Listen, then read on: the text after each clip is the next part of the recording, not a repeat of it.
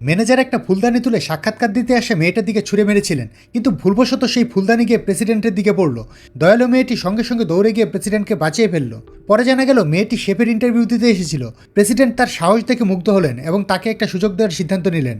ঠিক তখন ওই রেস্টুরেন্টে এক ভীষণ খুঁতখুঁতে ও নাক ছিটকানো কাস্টমার এসে হাজির হলো, যার খাওয়ার ব্যাপারে সবসময় অসন্তোষ থাকে। তখন সব শেফ মিলে নানা রকম সুস্বাদু খাবার তৈরি করলো, কিন্তু কাস্টমার কিছুতেই খুশি হলো না।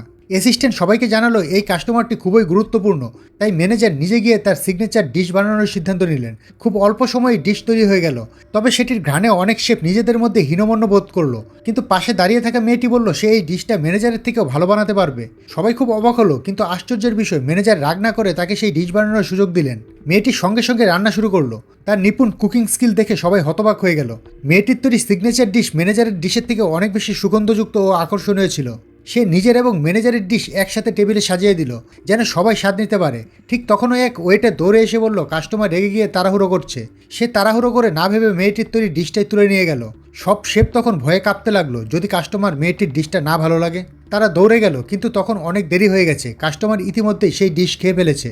প্রত্যেকের ওই নিঃশ্বাস আটকে রইল। হঠাৎ কাস্টমার চপস্টিক নামিয়ে রেখে প্রেসিডেন্টের হাত শক্ত করে ধরল আর বলল, যে শেফ এই ডিশ বানিয়েছে তাকে এখনই আমার সামনে আনুন।